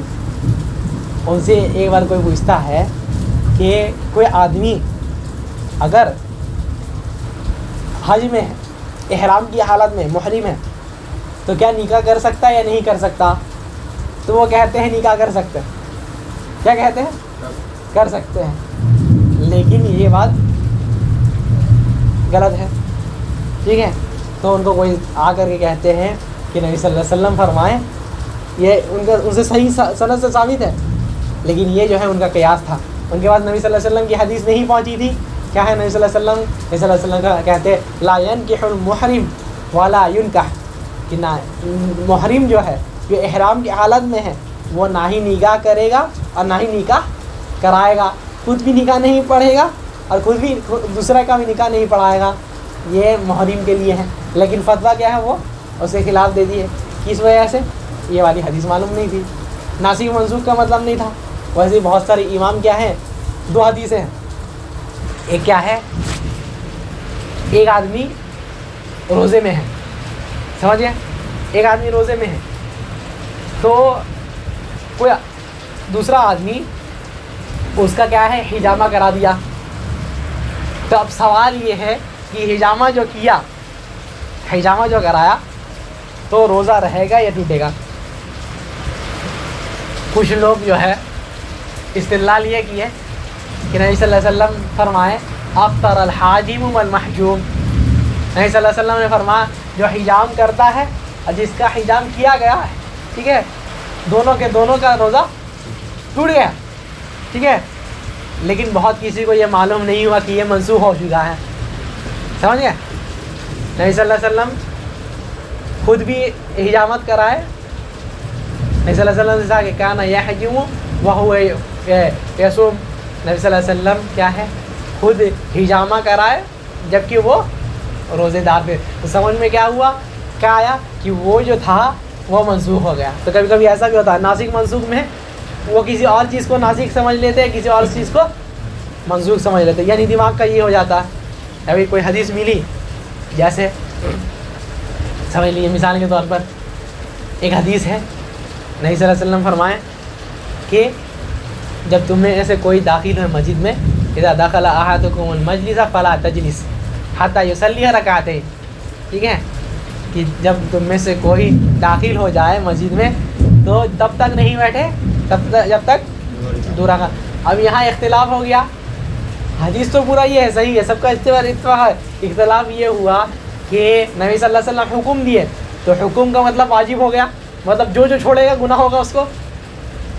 لیکن بہت کوئی بولے کہ نہیں یہ کیا ہے سنت مؤکدہ ہے، تو اس پر بھی اختلاف ہو گیا۔ تو بعض وقت میں ایسا ہوتا ہے کہ آدمی کو سن کر کے یا پھر پڑھ کر کے ایسا لگتا ہے کہ اس کا حکم جو ہے لگتا ہے یہ کہ فرض ہے، تو لیکن اس کو معلوم نہیں رکھتا کہ دوسرا حدیث سے سمجھ میں آتا ہے کیا ہے یہ سنت ہے، تو بہت بار ایسا بھی ہوتا ہے۔ اور پھر دوسری وجہ بیان کرتے ہیں، آخری وجہ، ٹھیک ہے، کہ بہت بار ایسا ہوتا ہے کہ عام اور خاص میں فرق نہیں کر پاتے، عام اور خاص میں فرق سمجھتے آپ لوگ، یعنی نبی صلی اللہ علیہ وسلم جو بولے کہ صوموا لرؤیتہ وافطروا لرؤیتہ، کہ جب چاند دیکھو، ٹھیک ہے، تب روزہ رکھو، ٹھیک ہے، اور چاند دیکھو تب افطار کرے، یعنی عید مناؤ۔ تو بہت سارے امام کا یہ قول تھا، یہ کہنا تھا کہ یعنی کہیں بھی دنیا میں ایک جگہ اگر چاند دیکھا گیا ہے تو سارے دنیا والوں کے لیے روزہ ہوگا اور سارے دنیا والوں کے لیے عید ہوگی۔ تو وہ لوگ کیا سمجھ گئے کہ یہ جو چیز ہے یہ عام ہے، یہ کیا ہے عام ہے، لیکن کیا تھا یہ چیز خاص تھا، ایک ہی حدیث ہے، ایک ہی حدیث سے استدلال ہے، لیکن کیا ہے عام اور خاص میں اختلاف ہو گیا، جس کی وجہ سے کتنا کچھ ہو گیا، دونوں کے مختلف ہو گیا۔ خاص سمجھ لیے تو کیا ہوا کہ ہر جگہ کا آدمی الگ الگ چاند دیکھے گا تب روزہ رکھے گا یا پھر عید منائے گا، لیکن اس کو عام سمجھ لیے تو کیا ہو گیا کہ سب لوگ عید منائے گا تب یا پھر روزہ رکھے گا تب جب کوئی ایک آدمی چاند دیکھے گا۔ تو عام اور خاص میں بھی فرق ہونے سے کتنا چیز فرق ہو گیا۔ تو ایسا بھی ہوتا ہے کئی امام کا، جیسے ہم لوگ جو بولتے ہیں لا صلاۃ لمن لم یقرأ بفاتحۃ الکتاب، کہ جو نماز میں سورہ فاتحہ نہیں پڑھے تو اس کی نماز کہتے ہی عام ہے، ہر نماز کے لیے ہے، لیکن حنفی لوگ کیا کہتے ہیں کہ یہ خاص ہے۔ کیا ہو گیا اختلاف ہوا نا، خاص اور عام میں اختلاف ہو گیا صرف، تو کیا ہو گیا ایک بندہ کیا ہے ہم لوگ پڑھنا شروع کر دیا، وہ لوگ کہتے ہیں نہیں امام کے پیچھے نہیں پڑھیں گے، تو کتنا اختلاف ہو گیا۔ اختلاف کی وجہ دلیل ایک ہی ہے، دونوں کا ایک ہی دلیل ہے، لیکن کیا ہے سمجھنے کا تھوڑا سا فرق ہو گیا، تو کیا ہے پورا یہ بدل گیا، نقشہ بدل گیا۔ تو یہی سمجھا رہے ہیں شیخ الاسلام ابن تیمیہ کہ کوئی امام اگر کوئی فیصلہ کرتے ہیں یا پھر کوئی حدیث کو چھوڑتے ہیں، ٹھیک ہے، تو اس کی وجہ یہ ہو سکتی ہے کہ ان کے پاس حدیث نہیں پہنچی ہوگی، یا پھر حدیث پہنچی ہوگی صحیح سند سے نہیں پہنچی ہوگی، یا پھر حدیث پہنچی ہوگی لیکن ایسے الفاظ سے پہنچی ہوگی جو سمجھ نہیں پائے، یا پھر حدیث پہنچی ہوگی تو لیکن اس سے وہ کچھ اور سمجھ لیے، یا پھر حدیث پہنچی ہوگی لیکن وہ اس سے کچھ اور ہی مسئلہ نکال لیے، سمجھ گئے، اگر حدیث پہنچی ہوگی لیکن وہ سمجھ نہیں پائے کہ اس سے یہ مسئلہ بھی نکلتا ہے۔ تو یہی شیخ الاسلام ابن تیمیہ فرماتے ہیں۔ اس کے بعد آخر میں کہتے ہیں اختلاف جو ہوتا ہے، اختلاف میں کیا کیا جائے، اب اختلاف کے موقع میں کیا کیا جائے، سب سے پہلے مجتہد کے بارے میں بتاتے ہیں۔ کیا کہیں؟ نبی صلی اللہ علیہ وسلم نے فرمایا کہ اذا حکم الحاکم فاجتہد، کہ ایک حاکم ہے، ایک عالم ہے، اجتہاد کرتا ہے اور فاصاب فلہ اجران، اجتہاد کیا اور اس کا اجتہاد جو ہے ایک دم پرفیکٹ ہے، ایک دم صحیح ہے، تو کیا ہے، فلاح اجران، اس کے لیے کتنا اجر ہے، دگنا اجر ہے۔ وَإِنْ اجتہد وَإِنْ اجتہد فَأَخْطَأَ فَلَهُ اجر، لیکن اگر اجتہاد کیا غلط ہو گیا بیچارہ، ٹھیک ہے، غلط اجتہاد کر لیا تو کیا ہے، فلاح اجر، لیکن ایک اجر تو اس کا بھی ملنا، کیوں، اجتہاد ضرور لیا ہے۔ تو یہ یہاں اختلاف کے باب میں ہمیں یاد رکھنا چاہیے، کوئی بھی امام کچھ کرے، کوئی غلطی کر رہی ہے، جیسے امام ابن حزم کو شاید بہت کوئی جانتے ہوں گے۔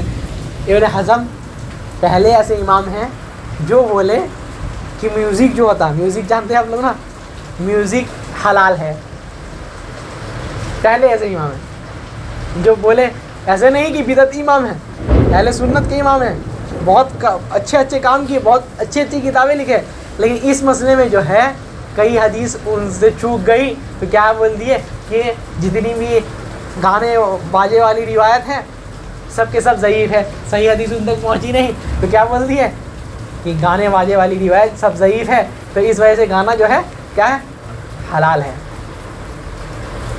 لیکن ان کا یہ غلطی کو سائڈ میں کیا جائے گا اور جو اچھا کام کیے اس کو ہاں لیا جائے گا۔ اور کئی ائمہ سے یہ ہے، شیخ یہاں ذکر بھی کیا ہے ابن تیمیہ رحمہ اللہ کہ بہت سارے ائمہ یہ کہتے تھے کہ یہ جو کتاب ہے یہ میرا قول ہے۔ جیسے امام شافعی ہے، ان سے پوچھا گیا کہ ہم لوگ جو انگلی کے یہ بیچ میں خلال کرتے ہیں، بیچ میں یعنی بیچ میں پانی دینا، اس کے بارے میں آپ کیا کہتے ہیں؟ تو وہ کہتے ہیں کہ نہیں معلوم ہم کو، کوئی حدیث میرے پاس صحیح نہیں ہے، جتنی بھی حدیث آئی میرے پاس سب ضعیف ہے۔ تو ان کے شاگردوں میں سے کوئی کہتے ہیں کہ میرے پاس ایک صحیح حدیث ہے۔ کیا کہتے ہیں؟ میرے پاس ایک صحیح حدیث ہے۔ تو کہتے ہیں کہ اگر ان صح الحدیث فهو قولی، اچھا اگر صحیح حدیث تمہارے پاس ہے تو آج سے یہ قول میرا بن گیا، یعنی خلال کرنا ہے، اب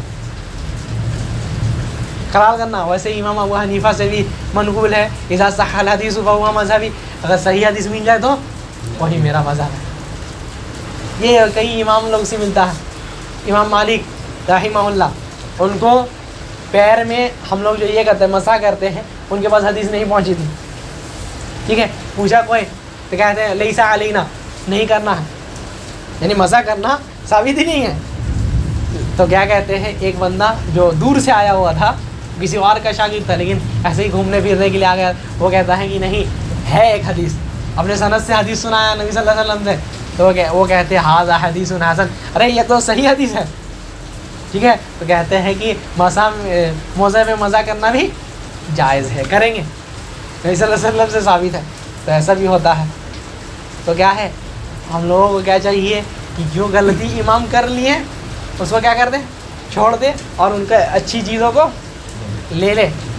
اور کیا ہے، ایک بات یاد رکھیں، ایک بات شیخ الاسلام ابن تیمیہ کہتے ہیں، ایک بات یاد رکھنا چاہیے، امام کو کوئی حدیث نہیں ملی یا پھر کوئی حدیث چھوڑ دیے تو وہ معذور سے کیا دیں، یعنی ان کے پاس عذر تھا۔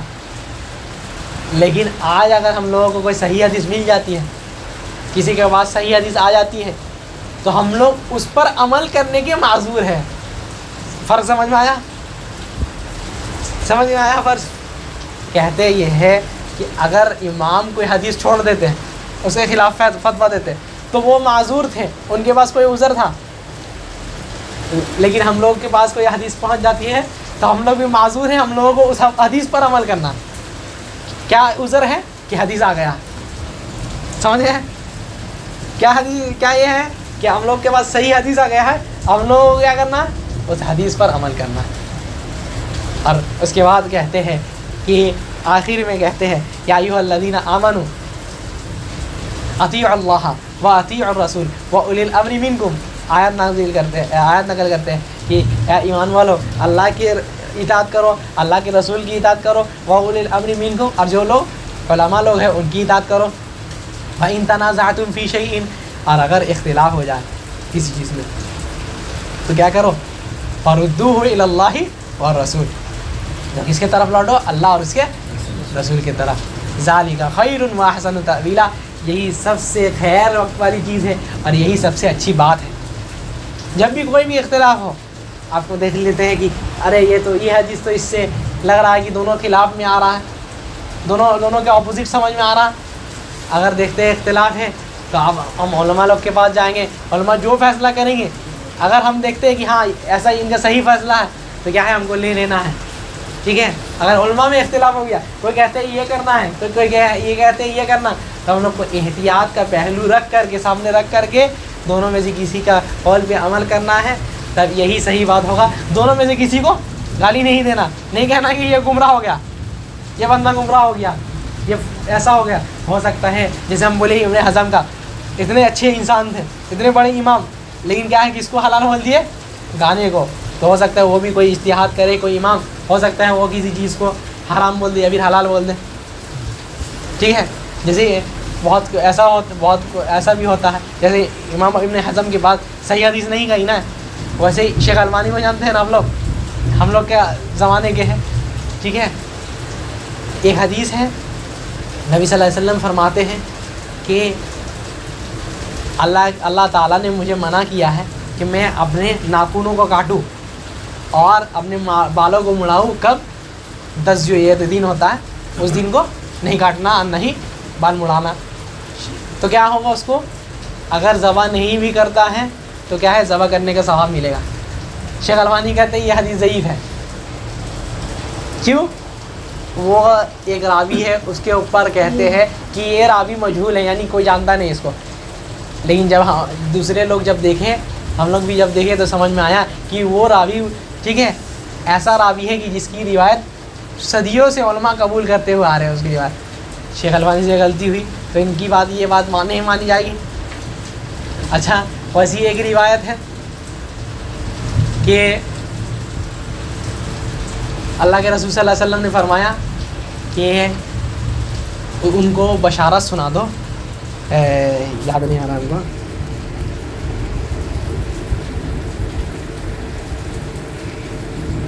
ہاں، اللہ کے رسول صلی اللہ علیہ وسلم فرماتے ہیں ابشر فإن اللہ یقول، اگر کوئی بیمار ہو جائے ٹھیک ہے تو اللہ تعالیٰ فرماتے ہیں ہی ناری اسلطها علی عبد المذنب، کہ ایک بندہ میرا بندہ بیمار ہو گیا، اس کو ہم بخار دیے، ٹھیک ہے، بخار ہو گیا، طبیعت خراب ہو گیا، تو ہم اس کو بخار اس وجہ سے دیے تاکہ اس کا جو گناہ ہے اس کا معاف ہو جائے. یہ کئی روایت سے صحیح سے ثابت ہوتا، لیکن اللہ تعالیٰ کا یہ کہنا ٹھیک ہے یہ پہلی ایک ہی حدیث میں ملتا ہے. تو یہ حدیث کو شیخ البانی اور بہت سارے لوگ صحیح بولے ہیں، بہت سارے لوگ صحیح بولے ہیں، لیکن یہ حدیث ضعیف ہے. کیسے ضعیف ہے؟ ہاں نہیں، بخار والا نہیں، یہ جو اللہ تعالیٰ جو بولے یہ والا بخار آنے سے جو کفارہ ہوتا ہے وہ تو صحیح ہے ٹھیک ہے، لیکن یہ والا جس میں اللہ تعالیٰ فرمائے کہ ہم جو ہے اس بخار کو اپنے گنہگار بندے کو جو گناہ کرتا ہے اس کے اوپر مسلط کرتے ہیں لِتَكُونَ حَدَّهُ مِنَ النَّارِ، تاکہ اس کو جہنم سے بڑا والا بخار سے بچا لے.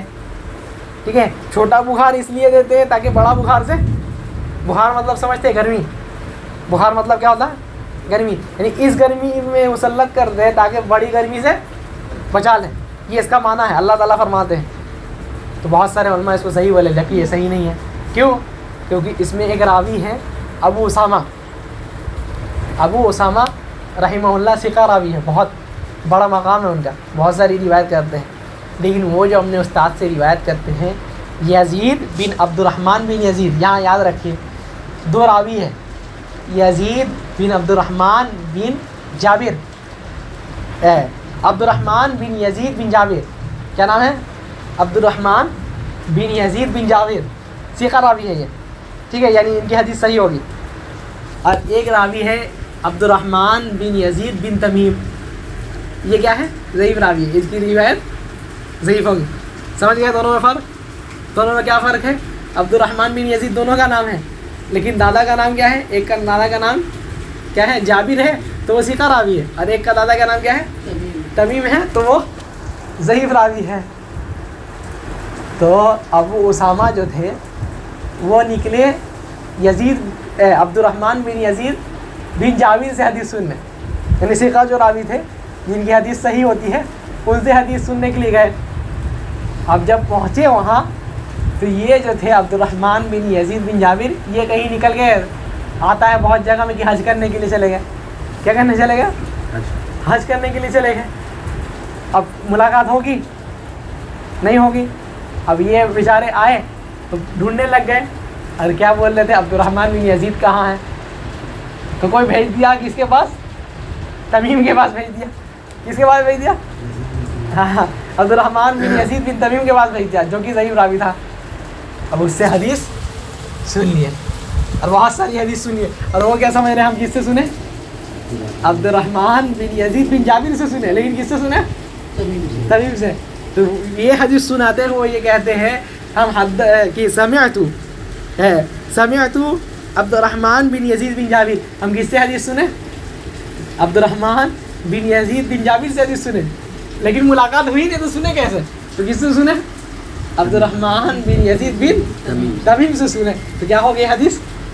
سمجھ میں کیا آیا؟ یہ والا جو لفظ ہے، یعنی اللہ تعالیٰ فرمائے کہ ہم اپنے گنہگار بندوں کے جو بخار دیتے ہیں تاکہ بڑے بخار سے بچا لے، جہنم سے بچا لے، یہ لفظ جو ہے ضعیف ہے۔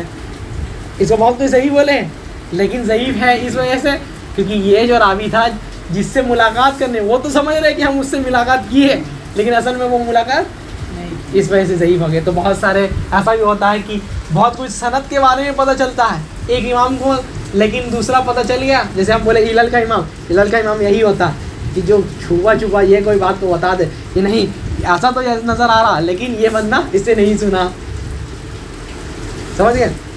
تو یہی بات ہے، بہت مرتبہ ایسا بھی ہوتا ہے کہ کسی کے پاس حدیث گئی، ٹھیک ہے، دوسرے کے نزدیک صحیح ہے، لیکن وہ دیکھتا ہے تو سمجھ میں آ گئی یہ حدیث ضعیف ہے، تو اس وجہ سے وہ اس کے خلاف فتویٰ دے دیتے ہیں، سمجھے؟ تو اختلاف کی ساری بنیاد ہے۔ تو اختلاف میں کیا کرنا ہے؟ کسی کو گالی دینا نہیں ہے، ہاں سمجھانا بجھانا ہے کہ آپ کے امام یہ فتویٰ دیے لیکن ان پر یہ حدیث نہیں گئی، ان تک یہ حدیث نہیں پہنچی، یا پھر پہنچی تو صحیح سند سے نہیں پہنچی، لیکن دیکھیے یہ امام جو ہے صحیح سند سے لے لیے اور ان کو حدیث مل گئی، تو ہم لوگوں کو کیا چاہیے کہ اس پر ایمان لائے اور اس پر عمل کرے۔